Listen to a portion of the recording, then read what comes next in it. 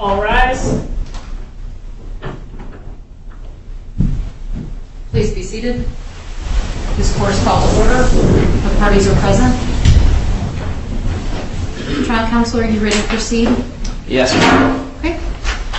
Prosecution calls Technical Sergeant Mason Poteet to the stand.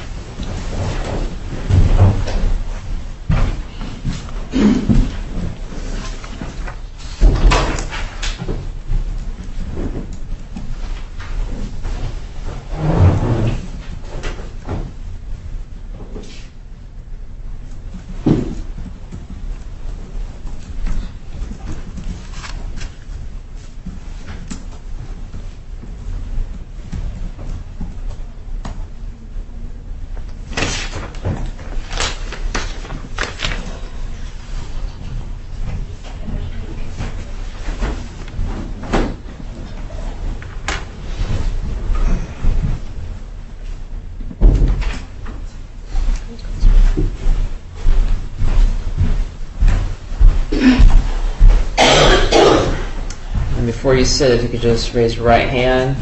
Do you swear affirm that the evidence you shall give in the case now in hearing shall be the truth, the whole truth, and nothing but the truth, so help you God? Yes. All right, take a seat.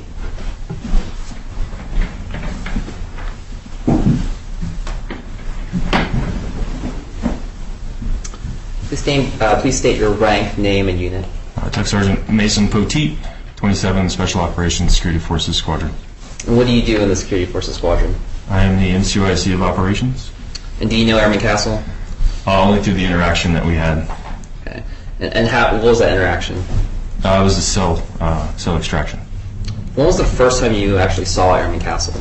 It was the day before when they picked him up and they were in processing him into the confinement facility.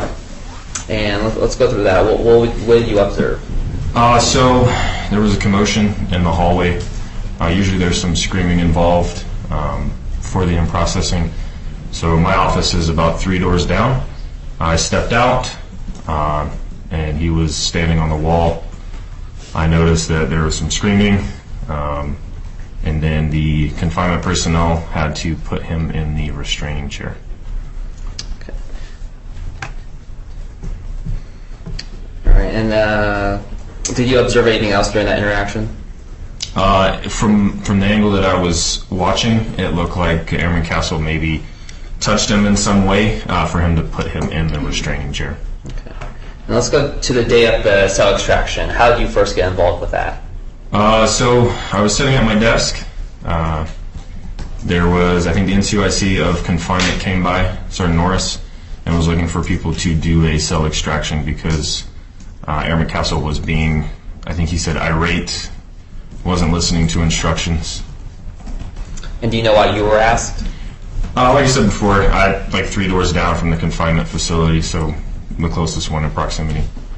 And let's talk about when you did do the cell extraction. Let's go through that. What happened? So we lined up on the door to go in. Once we went in, we were in charge of restraining Airman Castle so he couldn't do any further damage to whatever he was doing. What was Airman Castle doing when you first entered? So he was standing somewhat in the corner on the far end of his cell. Wasn't really paying attention to what he was doing exactly, but we came in, told him to get on the ground, and then we proceeded to restrain him. Was he aggressive when you first entered? Yes, sir. As soon as we walked in, or came in the room, he put his hands up and immediately started punching at us. Okay. And then what happened after that? So after that, waited till he threw a punch so I could grab his arm and his head. Wherever the head goes, the body follows, and then we went to the ground. And then what happened once he got to the ground? It took a little while to get him shackled, get his ankles shackled, and then for him to give us his arms to put behind his back. While we were trying to do that, he threw his hand back towards my face, hitting me in the face. And then from there, we got him cuffed and then took him out of the cell. And what part of your face did he hit? So the right side of my nose. He hit he deviated my septum, essentially. And have you seen a video recording of the cell extraction before? Yes, sir. Would you recognize a disc of that video shown to you in court before? Yes, sir. Your Honor, permission to approach the witness would have been pre-marked as Prosecution Exhibit 5 for identification. You may. My objection is he needs to lay more foundation. It's a lack of foundation. May I ask what specific foundation? So I think, defense counsel, do you want to be more specific or no? Would you like me to, ma'am? Well, I guess my concern is until the witness has seen the disc, I don't know that he'll be able to, I mean, we're not going to play it yet, but until he's seen the disc, I don't know that he can speak to whether or not the disc is what he's being asked about. Yes, ma'am. So, overruled for now, but bring the objection up against him if you Yes, ma'am. think that it hasn't been met. Yes, Your Honor. Approaching the witness was been pre-marked as Prosecution Exhibit 5 for identification. What did I just hand you, Sergeant Poteet? Sir, What did I just hand you? this is the disc, it looks like, from the cell extraction. Okay. And how do you know it is the cell extraction disc? So they played it for me yesterday, and then I signed, initialed, and date on the actual cover. So that's your initials on that? Yes, sir. And you know what's on that disc? Yes, sir. Okay. And you were in that disc, it was a video of the recording of the cell extraction? Yes, sir. And you were present there at the cell extraction? Yes, sir. At this time, the prosecution moves to, or offers Prosecution Exhibit 5 for identification to evidence. Prosecution 5 is a one disc about the cell extraction. Defense counsel? Yeah, I think there's one missing question for authentication, and that should be who took the recording. It's sustained. Trial counsel? Do you know who recorded that? Yes, sir. Who was that? Master Sergeant Jake Terrell. And at this time, the prosecution offers to exhibit Prosecution Exhibit 5 for identification to evidence. Prosecution 5. Defense counsel? No objection, thank you. Okay. Prosecution Exhibit 5 for identification is admitted as Prosecution Exhibit 5. And permission for Your Honor for the witness to step down and to point out, play the video and then point out when he's about to get hit in the nose. Permission granted. If you do it from there, that's fine too, but it might be easier if you step down. Would you like me to leave this here? Yes, for now. So we are playing Prosecution Exhibit 5. And you can kind of narrate when you're about to get hit in the nose.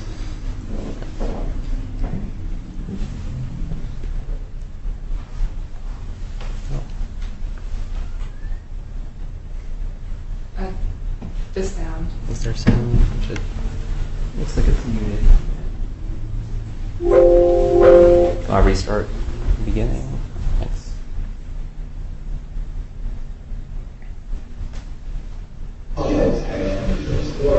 See, here's what I know. Here's what. Can we pause this for just 1 moment? Can we move the screen just enough so that Airman Castle can also see it? Right. Yeah, wherever you need to. Your Honor, are you able to see this as well? Like, I still need, right, I do need to still be able to see it, so that's, but can you see it? Yeah. Okay. Right here, we can see it. Okay, and I can see it as well. I can also see it over here, but yes. Okay, thank you. Choose to be non-compliant. Are you choosing to be non-compliant?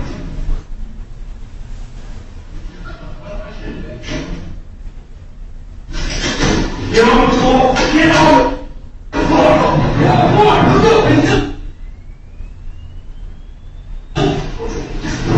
Get on the floor! Get on the fucking floor! Stop resisting! Where's the handcuff? I need a handcuff right now. Yes, sir. I got it. Here, get your handcuffs loose the legs. I need a handcuff. I'm over the bar. It's right there. Stop resisting! You can kind of hear the pop when his hand came up and made contact with my face. Should be at 38 seconds. Thank you.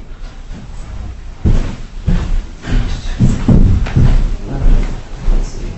So that's good for now. Yeah. You have permission to approach the witness and take the cell extraction, Prosecution Exhibit 5, and press to the court reporter. You may.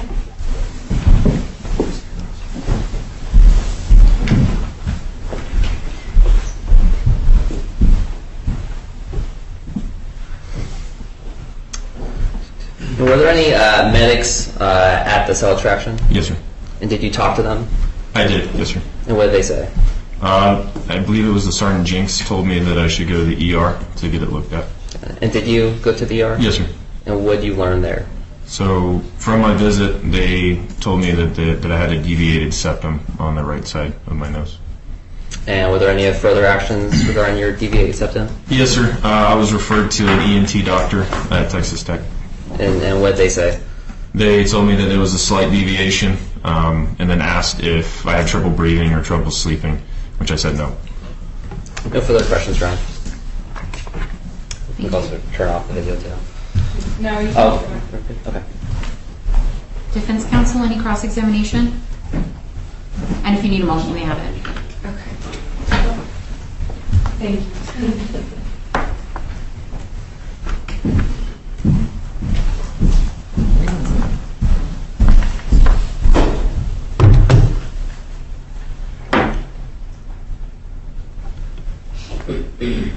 All right, good afternoon, Tech Sergeant Poteet. I want to talk to you about your experience in cell extractions. You've been in security forces for about 7-8 years now? Going on a little over 12. A little over 12, Yes, okay. And you're in the ops section here. Yes. Okay. And confinement is a different section in security forces. Yes. You are not a part of the confinement section. Correct. You're not, you were never the NCOIC of confinement. Correct. You weren't ever sent to the course the Air Force sends people in confinement to do joint training about confinement. Correct. And you didn't undergo training in the confinement section. Correct. And you've only done one cell extraction before in 2015 at Lackland. Yes, ma'am. And before you were asked to do the cell extraction, you never went through a refresher training about cell extractions. Not formally, no. And so you don't really have that much experience in cell extractions. Correct.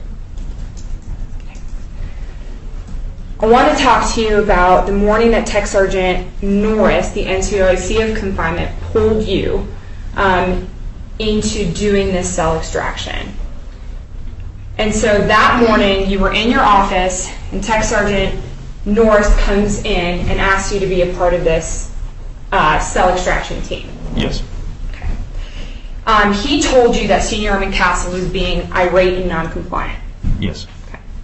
He didn't tell you it was for having a blanket on his head. No. Okay. And he briefed you on the plan of the cell extraction? Yes. And that brief was short? Yes.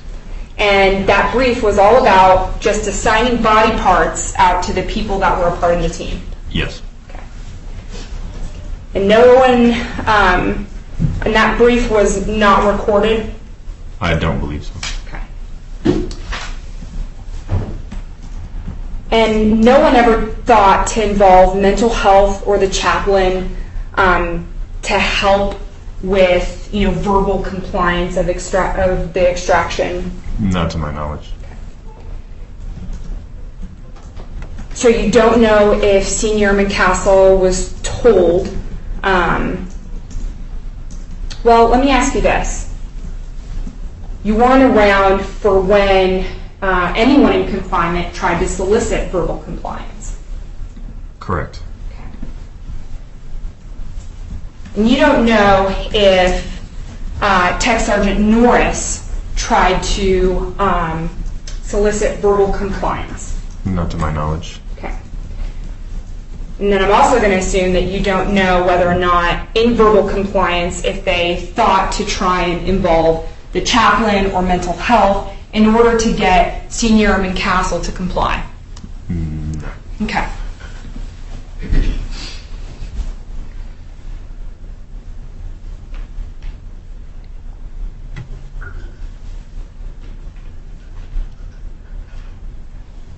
All you see is when you're a part of the team, you quickly get briefed and you all approach the door, correct? Yes. And at the beginning of that video, you see Tech Sergeant Norris ask asking Senior Airman Castle, are you going to comply? Yes. That's all you see. Yes. Okay.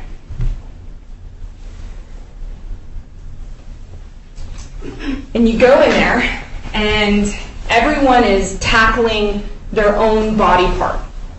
Essentially, yes. Okay. And then you lay on top of him. More or less. Okay. Your body goes completely on top of him. Yes, my upper body. Okay. And your hands and your body part was to secure the head. Yes. And so essentially, you have him in like a headlock. Sure. Yes? I mean, I guess. Okay. And that's when his right arm comes loose and kind of pops you in the face. Yes. Okay. And then you punch him back. No. You don't. You don't punch him back? No. Is that your testimony here today? Yes. All right. Let's play that video. Cue it up for 36 seconds, please. I will ask that it get turned towards me just a little bit more. And if Airman Castle, if you need to move to see it, you may do that. You might need to move to see this one. Okay.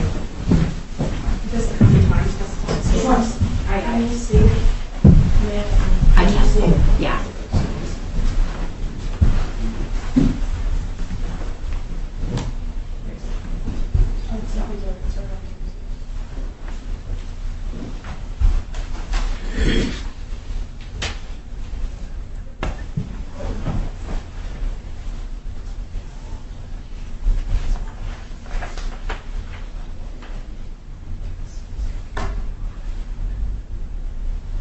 And just for the record, I have slowed down the video settings on Government Exhibit 5 for the record. It is now on half speed, and it is starting at 33 seconds.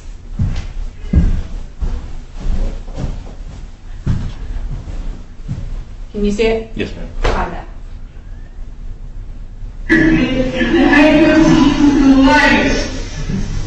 And it ain't, I'm going for the door. Stop resisting! No! Stop resisting! Can you take your seat?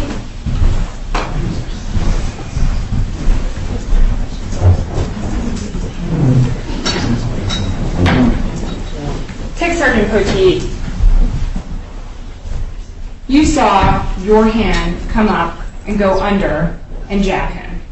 No, ma'am. You did not see that. No, I did not jab him. Okay. You'd agree with me that your job was to secure the head. Yes. You would agree with me that you had him in a headlock. Yes. You'd agree with me that once his hand pops up, you realize that the person that's supposed to be securing the right arm is not doing what they're supposed to be doing. Yes? Yes. All right. And then you'd agree with me that that person now gains control of that right arm, and then you shift your weight and move your hand. I wouldn't put it that way. Well, what way would you put it? So when he hit me in the face, I moved my arm down, my hand, to secure his arm out. So now you're covering two body parts. Yes. You'd agree with me that after you all lift him up, Senior Airman Castle has blood on his nose. Yes. And there was a pile of blood on the floor. Yes, I noticed that. Okay.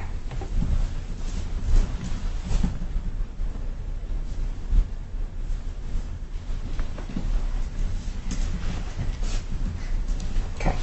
You're aware that it is mandatory an Air Force policy in accordance with DAFNAM 31-115, Volume 1, Paragraph 8.8, to record cell extraction videos. Yes. Okay.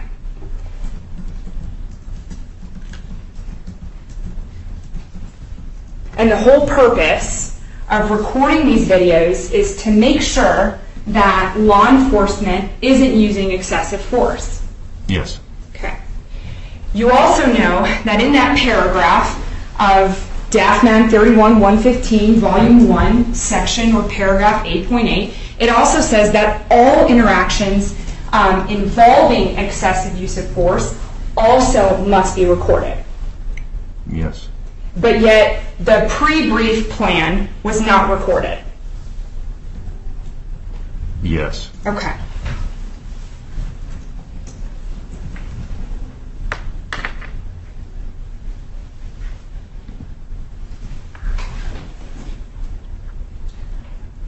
Okay. Now, you mentioned that you sustained some minor injuries. Yes. After the extraction was over, you noticed, actually you didn't even notice, somebody else noticed you had a dent in your nose. So I don't believe that's the way that it went. So, actually no. The medical personnel did notice, yes. Okay, they told you that something, like, your nose looked weird. It was after, so after we extracted him from the cell, I went to the restroom because I knew that he had hit me, I just didn't know where. I went to see, if he had done any damage to my face. That's when I noticed that my nose was a little bit dented. Okay, so you had a dent in your nose. Yes, ma'am. You didn't have blood gushing down your face. No. Okay. And in fact, when you went to go get medical treatment afterwards, they told you your nose wasn't fractured. Correct. Not even a hairline fracture. No.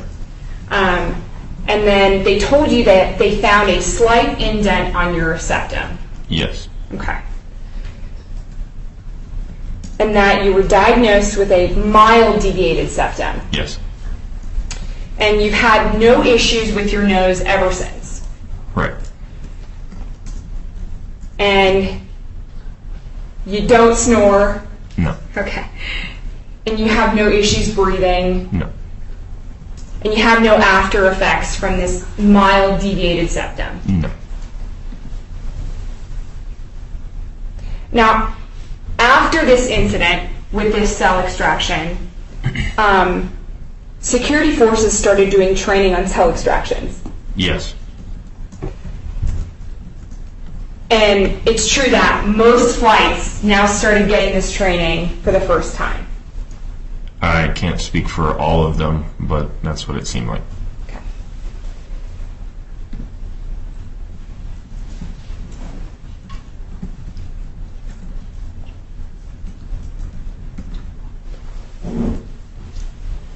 Okay. No further questions. Trial counsel, do you have any to direct? Yes, Your Honor. Sergeant Poteet, do you know why the cell extraction was done? Just as I said before, that he wasn't complying and was being irate. And were you given instructions of what your job was to do? Yes, sir. And did you have any questions on that? No. And how many people are normally in the cell extraction procedure? I believe it's 6. And do you know how many people's confinement staff had that day? I can't remember off the top of my head, sir. Was it less than 6? I believe so. Is it normal for security forces personnel to assist with other security forces personnel if they're undermanned? Yes, sir. You mentioned earlier that you did another cell extraction. Was mental health or chaplain present for that cell extraction? No, sir. In your year over a decade in security forces, have you had to ask people to comply with instructions in the past? Yes. Have you ever had chaplains or mental health present for any of those? No. No further questions, Ryan. Defense counsel? Just briefly.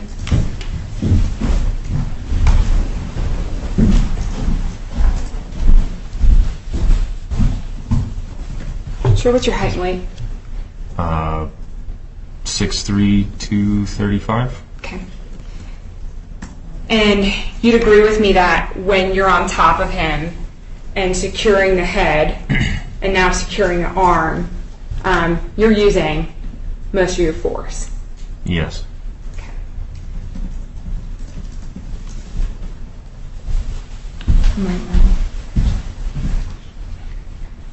No further questions.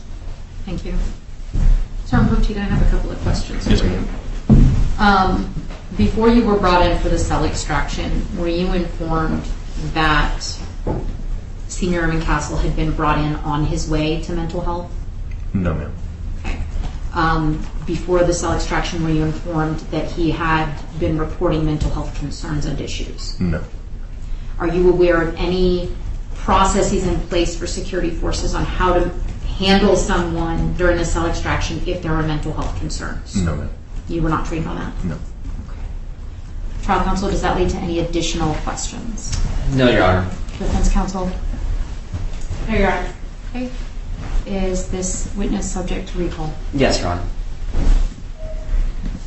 Sergeant Poteet, you are temporarily excused. As long as the court goes on, you are not to discuss your testimony or what you know about this case with anyone outside of counsel or Senior Airman Castle. You are free to go back to your duty section for today, and if you are needed again, counsel will let you know when and where to be. Yes, ma'am. Thank you.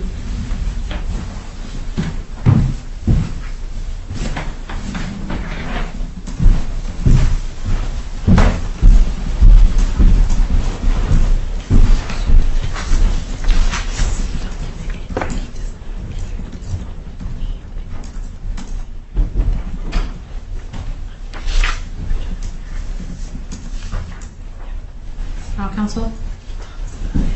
Yes, Your Honor. The government would like to call Mr. Kelly to the stand. Okay.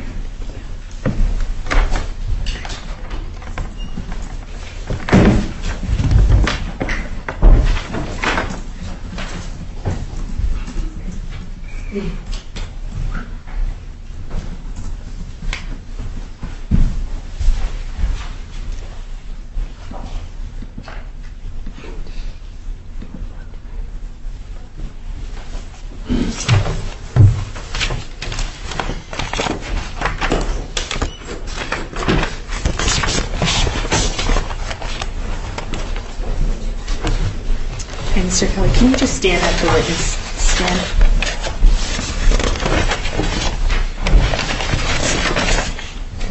Thank you. Will you please raise your right hand? Do you swear or affirm that the evidence you shall give in the case now and here shall be the truth, the whole truth, and nothing but the truth, so help you God? I do. Thank you. You can have a seat. Could you please, could you please state your full name, where you live, and what you currently do for work? My name is Dedrick Demario Kelly. I currently live in Riverview, Florida, and right now I work in marketing. And did you work at Cannon Air Force Base back in April of 2023? I did. What was your profession while you were at Cannon? I was a security forces member, but I trained into becoming a confinement staff. And how long did you work in confinement? Roughly. Roughly a year in like 3-4 months. And how long did you work in security forces? 8 years. Do you know Airman Castle? Outside of him being a detainee, I did not know Airman Castle. Understood. When did you first interact with Airman Castle? The first time I had an interaction with Airman Castle would be the day that he was brought into the Security Forces Squadron to be in process and to confinement. Were you present for his in-processing? I was. How was that in-processing procedure like?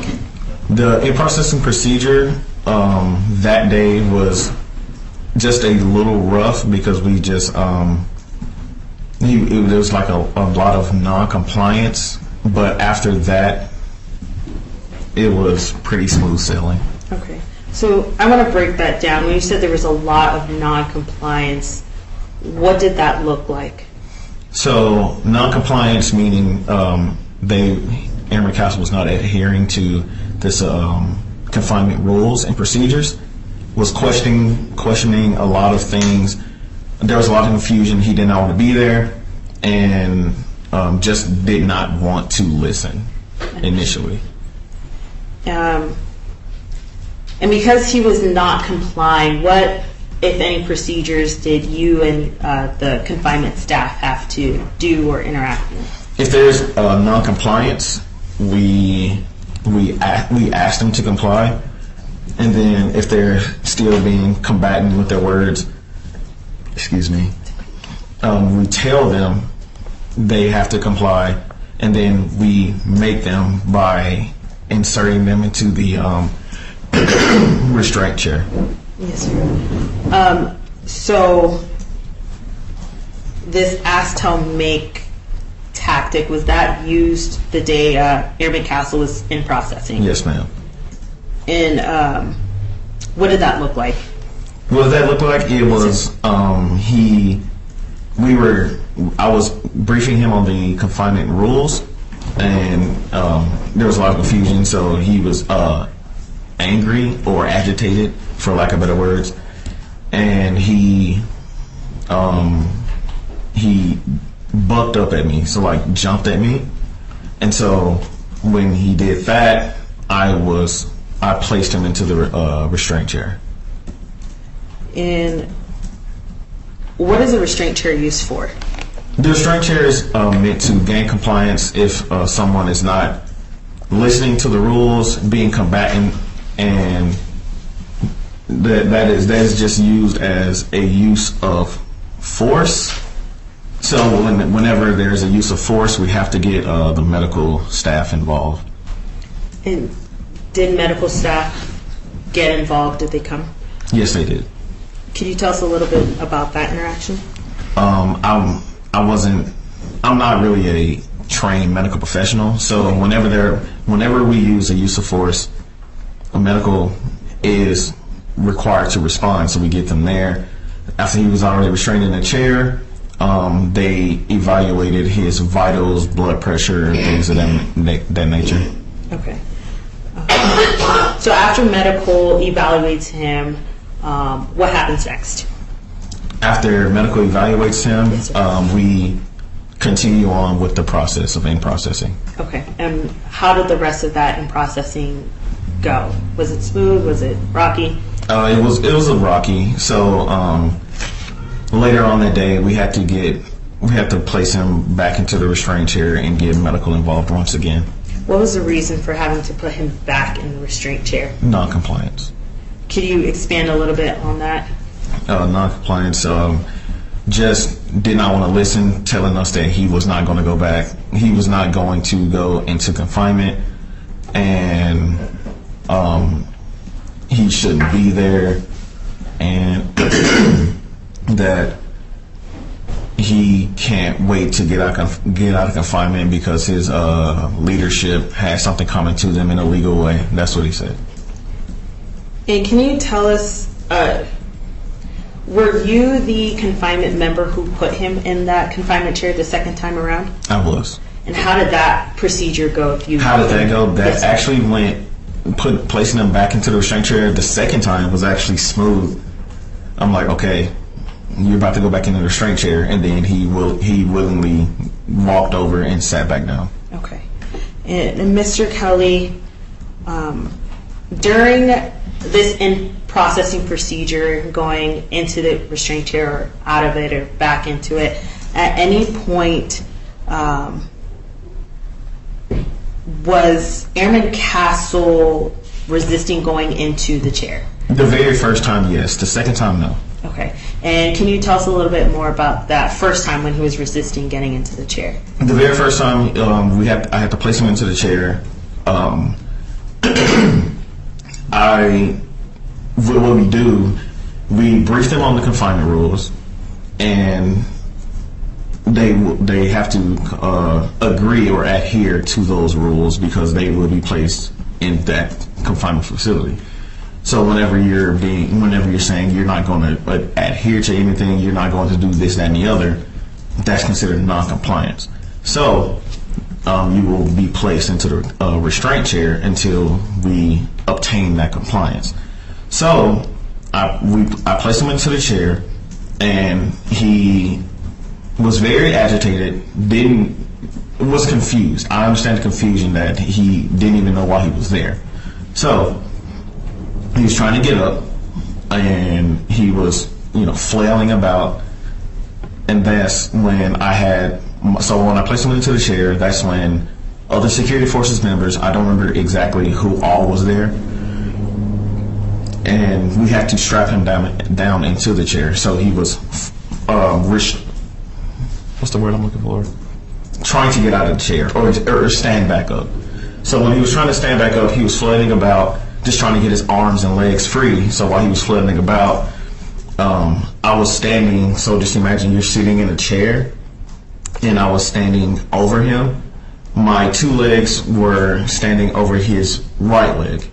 So I was restraining his right arm, and so while he was flailing, he was trying to get out, and he I'm not going to say he was trying to knee me or kick me in my groin area. I can't say if he was deliberately trying to knee me or just trying to get out.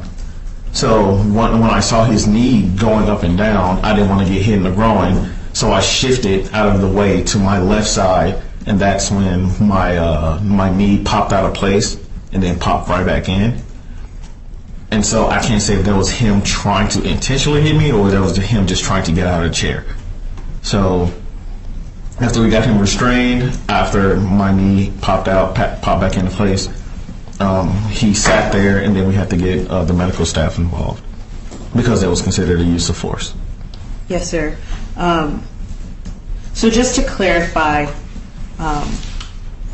Airman Castle attempted to, or let me rephrase.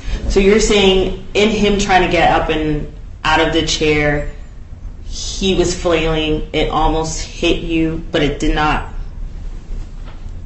touch your body? He did not hit me, no. Okay. But you moved out of the way? I did. Okay. And why did you move out of the way? I did not want to get hit in the groin. Okay. Your Honor, may I have a moment? You may. Thank you.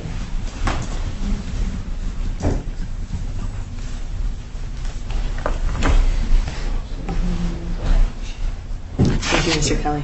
No further questions from the government, Your Honor. Thank you. Defense counsel? Yes, Your Honor.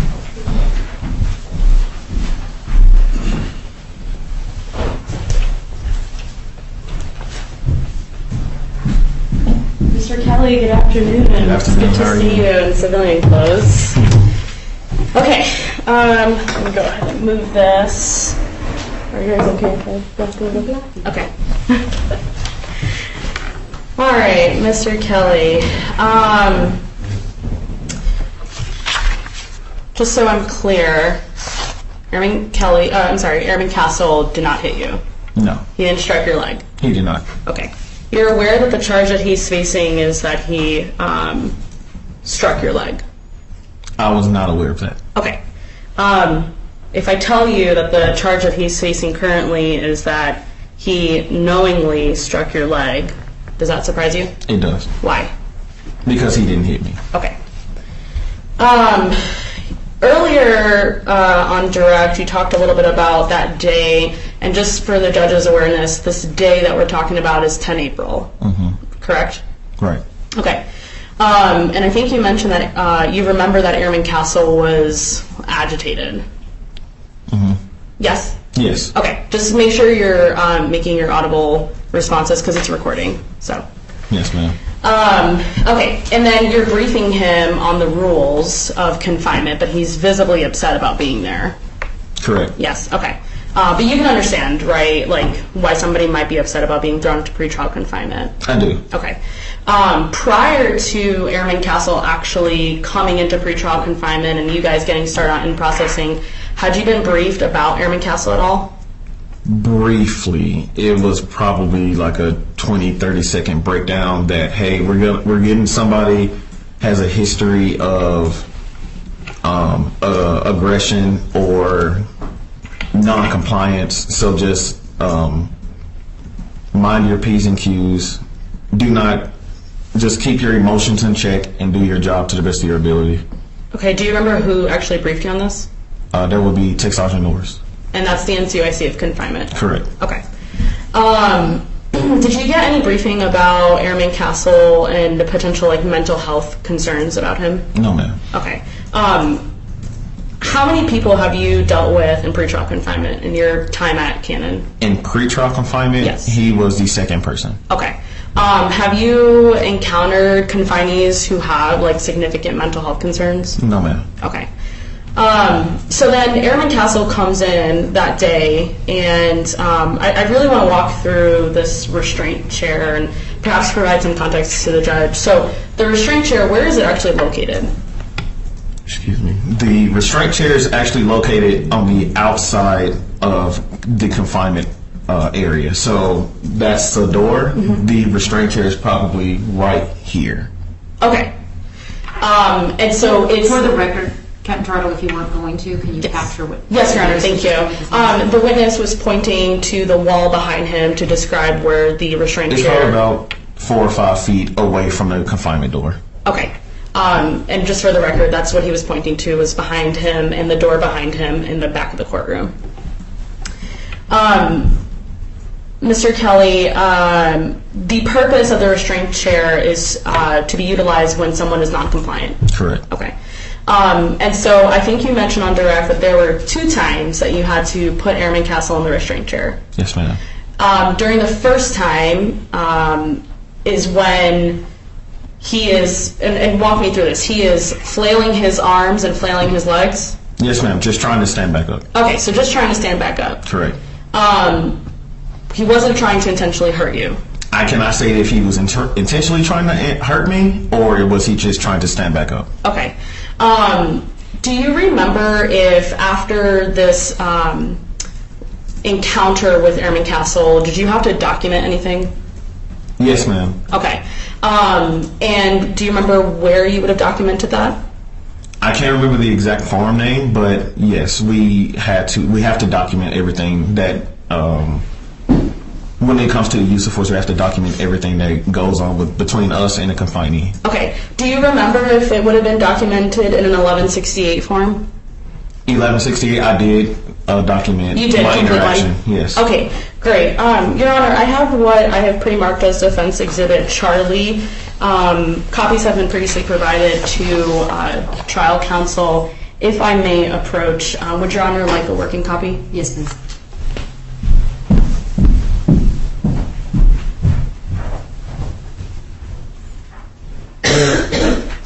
Showing trial counsel.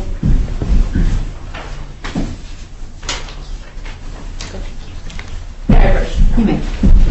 Handing Defense Exhibit Charlie to Your Honor. Mr. Kelly, on 11 April, do you remember completing an 1168 statement? Yes, ma'am. Okay. Do you remember all that you put in there? I do not know. If I were to show you the 1168, would that refresh your recollection? Absolutely would. Okay. May I approach the witness, Your Honor? Handing what's been pre-marked as Defense Exhibit Charlie to the witness. Airman Kelly, if you can just please, or Mr. Kelly, if you can please just review that quietly and just look up at me once you're done. Yes, ma'am.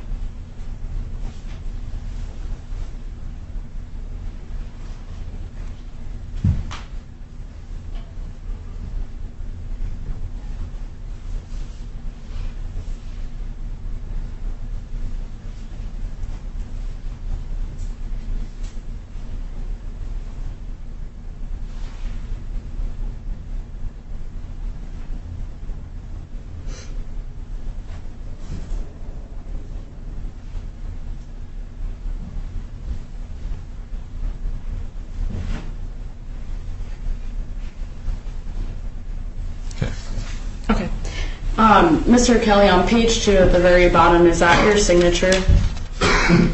It is. Okay. And is this the 1168 that you filled out on April 11th? It is. Okay. Your Honor, may I push the witness to retrieve? And at this time, defense would move to admit defense exhibit Charlie into evidence. It is a 2-page document, 1168, signed by Mr. Kelly. Trial counsel? No objections, Your Honor. Defense exhibit Charlie for identification is admitted as defense exhibit Charlie. Thank you, Your Honor. Mr. Kelly, in your 1168 that you completed just the day after the incident with Airman Castle, you don't make any mention about the injury to your knee. No. Okay. And that's because Airman Castle didn't actually strike your knee. No, ma'am. Or strike your leg. No. Okay. And in fact, you don't make any mention of what you testified today about having to move your body in order to avoid his leg and your knee. That's you correct. don't mention that at all in your 1168. I do not. Okay. But fair to say that your 1168 was capturing what happened between you and your interactions with you and Airman Castle just a day after. Correct? And fair to say that what's in the 1168 is probably most accurate. It is. Okay. And you don't make any mention of what you testified today in your 1168 because would you agree that that's kind of like an occupational hazard, right, when you're dealing with inmates or confinees? Yes, ma'am. Okay. So what you put in your 1168 on April 11th versus what you've testified to today here, you can agree that those are at least two different stories. I wouldn't necessarily say they're two different stories. It's just that I did not involve the knee injury in my 1168. Okay. Did you go seek any treatment after April 11th? I did. Okay. And did you have any injuries, like long-term injuries from this incident? Long term, yes, it still kind of bothers me. Okay. But again, Airman Castle did not strike your leg He that did day. not hit me, no. Okay. You were just shifting from his legs. My own fault, yes. Okay. After this incident, did you remain in confinement as one of the personnel observing Airman Castle? Yes, ma'am. And Airman Castle remained in confinement for the next, I'll say, 62 days at this point. Yes. After April 11th, was Airman Castle's behavior compliant? Yes, he was. Okay. Was he, would you describe him as somebody who was pleasant? I would say so, yes. Okay. Did you have any issues with him after April 11th? After April 11th, the very next day, there was the cell extraction. I was not present for that, so I can't speak on that. But after that, he was easy, compliant, pleasant to work with. And the only non-compliance he had is that he did not want to take all of his medicine. But that was only because he was missing, I forget the exact name of the prescribed medication, but he didn't have it, so he didn't want to take the rest of his prescribed medicine. So Because he believed that they should be taken in conjunction with the others. altogether, Okay. yes, in conjunction. Yes. Okay. And you all in confinement, when it comes to medications, you're not really trained, you're not pharmacy, you're not medical personnel, you don't really know how drugs interact with each other. No. Okay. The most training that you get is basically looking at a log and handing the pill to the individual. No, ma'am. We actually go to the clinic here on Cannon. We receive training with them on how to properly administer medication to inmates. Mm-hmm. We receive that training, and then we apply it to our day-to-day jobs. Okay. Normally in confinement, if a confinee or detainee is refusing medication, that's considered, failure to obey, in a sense, correct? Non-compliance, yes. Non-compliance, okay. And in fact, confinees can actually get in trouble for not doing that. I would not say that they could get in trouble, but if they're refusing their medication, we have to route that up to the medical staff. Okay. And in this case, Airman Castle didn't have access to all of his medications, and that's why he's refusing it. Correct. Okay. Aside from that, though, was there any other issues with Airman Castle for the remainder of his time in confinement? Absolutely not. Okay. May I have a moment, Your Honor? You may. No further questions. Thank you. Government, any redirect? Yes, Your Honor. May I have one moment? You may. Thank you. While you're doing that, defense counsel, did you get defense exhibit C to the court reporter? No, Your Honor. Thank you for reminding me. Handing the original defense exhibit, Charlie.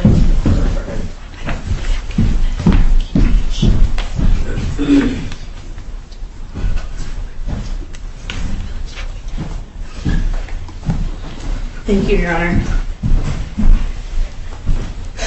Mr. Kelly, would you have moved your leg that day if Airman Castle wasn't flailing? No. So your knee wouldn't have popped out and popped back in if he wasn't kicking and thrashing? Correct.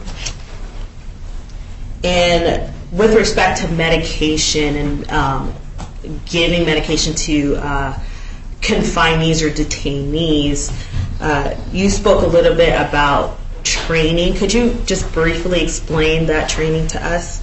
The training consists of PowerPoint and hands-on learning at the clinic here on base. And it takes a couple hours. I don't have an exact timestamp for that. But we go through that training, and we also have refresher training for it. So, are there specific confinement staff who can give medication? Is everyone trained, or what does that look like while you're here? You cannot administer medication if you have not gone through the course that the clinic provides. So, no, not just anyone can administer medication. And were you trained on administering medication? I was. Thank you, sir. Any recross, Captain Trotta? No, Your Honor. Mr. Kelly, I have a couple of questions. Yes, for you. ma'am. And I know it's kind of hard to see me, so I don't feel like you have to straighten Okay. look in. How often did you have to use the restraint chair with pretrial confinees? That was the first time.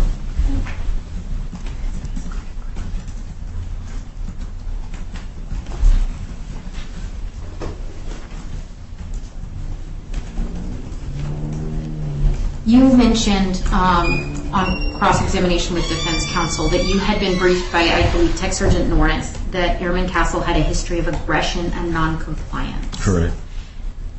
Do you think that that changed the way you monitored him for compliance on the day that he came into confinement? No, ma'am. It did not change anything. Okay. So you weren't more watchful of him than you would have otherwise been? No.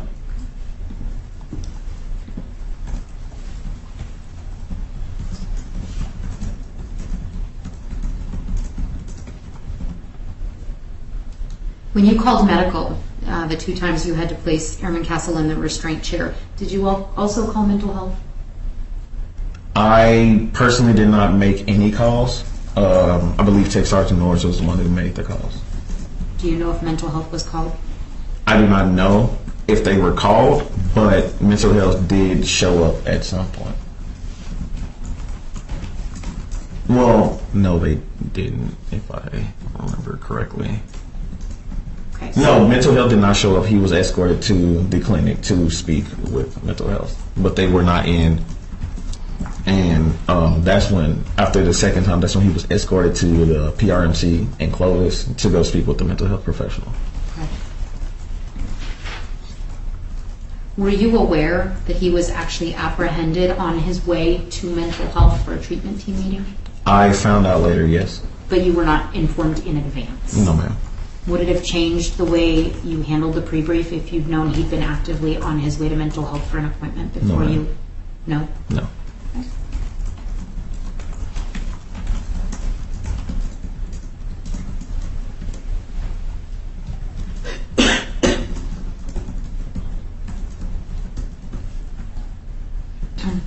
Trial counsel, does that raise any additional questions from you? No, Your Honor. Defense counsel? No, Your Honor. Is this witness subject to recall? Yes, Your Honor. Mr. Kelly, you are temporarily excused. As long as this court-martial continues, please don't discuss your testimony with anyone except for counsel for both sides or Senior Airman Castle. You are free to go about, you're here from Florida, so you're free to go back to your hotel or whatever it is you're doing this afternoon. If you are needed again, council will let you know when and where you need to be. Yes, ma'am. Thank you. Thank you.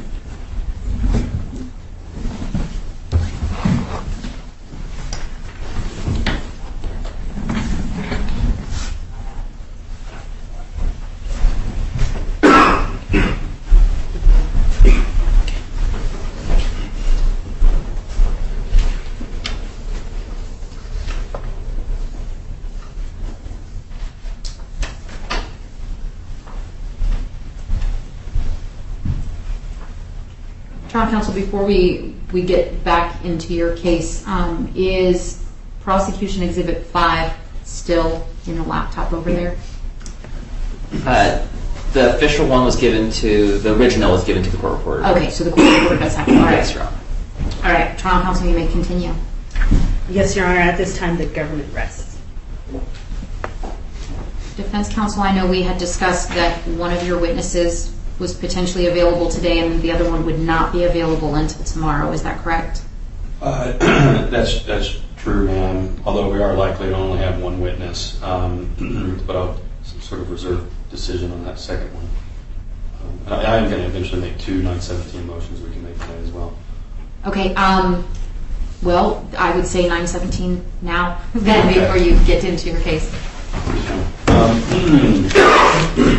With respect to charge 1 in violation of desertion, I think it won't reach the 917 standard. I know the court knows it. But I see no evidence of an intent to remain away permanently. So I think that that portion of the charge fails as an evidentiary matter, even in the light most favorable to the government. So that'll be, I can take them one at a time if need be. So, just so I'm clear, what are you asking for as it pertains to the charge 1? The language with intent to remain away therefrom permanently. I guess a finding of not guilty be entered as to that language. Okay. Trial counsel, do you have anything on that? Yes, Your Honor. With respect to the portion regarding the intent to remain away, the element states that the accused remained absent until the date alleged, intended to remain away from his unit, organization, or place of duty. That has been established through testimony of Colonel Vasquez, of Captain Lawrence, of Sergeant Carey, that the member was given an order to report to duty at a certain time at a certain location. The member stated to his unit that he would not come to work, that he did not show up. When they reached out to find out where he was, he stated he was in other locations. Further on, the intent to remain away can be established at any point. It doesn't have to be continuous intent. It just simply needs to be established. And through the testimony of multiple members of LRS, that intent was established. Airman Castle remained away. He didn't intend to come back. He showed that by failing to show up to sign for admin action or NJP, even the order given by the commander. By not showing up, he was demonstrating his intent to not go to work. So, trial counsel, let me ask you this, and I think defense counsel specifically talking about intent to remain away there from permanently. Lieutenant Colonel Vasquez said that Airman Castle never said he intended to stay away permanently. Master Sergeant Carey did not testify that he intended to stay away permanently. Captain Lawrence did not state that. In fact, Captain Lawrence said, well, he missed the 9 a.m. meeting. I believe the text message said pretty clearly, I guarantee he'll be in my 11 o'clock meeting, and he was. He showed up on the 31st of March to meet with the commander, and in fact, all 3 witnesses seemed to indicate that his issue wasn't LRS and wasn't the customer service section, and it was specifically working for Master Sergeant Carey. And in fact, when I asked all 3 of those witnesses, did you simply let Airman Castle know that Master Sergeant Carey was no longer his supervisor? All 3 of them said no, we didn't tell him that. And while they said, well, it's because he didn't come to work, all three of them did indicate that he continued to be responsive via text messages, via telephone, and in fact did show up sometimes. They just chose not to tell him that. So how does the government assert that he intended to remain permanently away when he made it clear that if they did a particular thing, he would come back? They did the particular thing, and then they didn't tell him they did it. Does that make sense? Yes, Your Honor. May I have a moment to You go may. over? Thank you.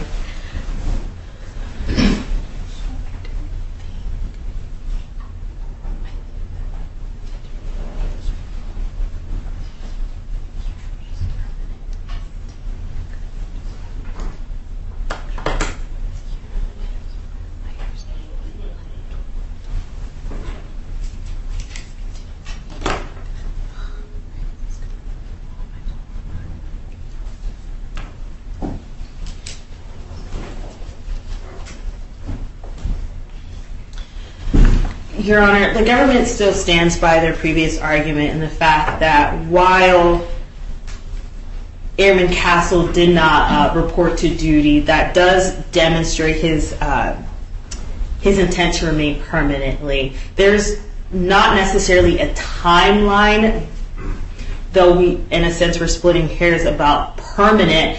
But every time he left and came back and left and came back, he was not at work. He was not at his duty. He was not at his organization.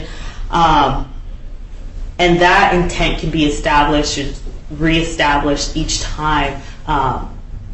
So understandably, yes, he did report into his commander to have a meeting or anything. He was not at his place of duty working.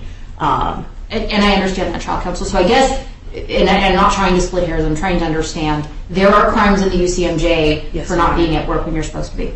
Yes, Your Honor. I think desertion is a very particular crime that Yes, Your has Honor. to do with, and that intent is very specific, the intent to remain away permanently. You're right, it can happen at any time on that timeline. Yes, Your Honor. But I need you to point me to where there is a specific piece of evidence that shows he intended at any point on that timeline to remain away permanently. And I don't see it in the evidence. Yes, Your Honor. But if you can point me to it, and if you want to take a few moments, and in fact what we can do is put a pin in this one. Yes, Your Honor. And hear the defenses next, and that way when we take a break, you can take a break to discuss all of it, so you can come back prepared, and that's fine. Okay. But that's what I need from you, is can you pinpoint for me one piece of evidence that you presented that says he had an intent to remain away permanently? Yes, Your Honor. Okay. So we'll go ahead and put a pin in that? Yes, Your Honor. Okay. Thank you. Defense counsel? Charge 2 and the sole specification, and this is one that there's going to need to be a pin in as well, and I don't expect the government to have an answer, because here's why. They charged it on 6 February 2023, which is a very specific meaning. It's the second reading on Article 15, which incidentally the client, if it's not already obvious, secretly recorded. So the entire meeting from start to finish is recorded at Defense Exhibit Bravo, which is Defense Exhibit Bravo is in fact the whole conversation that's charged. And so the first part of this is that the first part of the disrespect charge is that he repeatedly interrupted Lieutenant Colonel Enrique Vasquez. I would suggest that you will not find anyone on Defense Exhibit Bravo repeating interruptions. And to the contrary, at 2117, you'll hear Senior Airman Castle actually saying, "Can I interrupt you, please?" So he's asking for permission to make a particular point. But you won't find, in my estimation, a single disrespectful interruption as it pertains to that. Secondly, we've already established, Lieutenant Colonel Enrique Vasquez testified fairly unequivocally that on 6 February he was not called a domestic threat. And you will not hear the words domestic threat appear anywhere in Defense Exhibit Bravo. I don't think that substitutions and exceptions are even possible here, or variance is not even a possibility here, because they've linked the two things together to a specific meaning. And so I'll give, at least the government, of course, I'll acknowledge that they deserve every opportunity to review Defense Exhibit Bravo. Have they seen it yet, defense counsel? I don't think so. We used it on cross, and that was, of course, strategic. They have it. They do have it. I'm being told. Okay. Okay. That they have reviewed it. So, but if they wanted more time, I'd certainly be. Keep in mind that the court has also Right. not reviewed it. So, Right. okay. Anything else on charge 2? Negative, ma'am. Okay. Trial counsel, have you had an opportunity to listen to Defense Exhibit Bravo in its entirety yet? Not in its entirety, Your Honor. We received it just like a day or two before trial, so we didn't watch the entirety of it yet. How long is the audio? 30 minutes. 29 minutes, 7 seconds. Okay. Precision is a beautiful thing, defense counsel. Understanding that you have not heard it in its entirety, do you want to wait until you've had an opportunity to listen to that to speak to this, or do you think you're prepared to speak to part of it and then move beyond that? I'll ask you this, 6 February 2023, do you think? If we could take some time to listen to the entirety of it. Okay, that's fine. Any other 917 motions, defense counsel? Yes, Your Honor. As it pertains to Charge 5, Specification 1.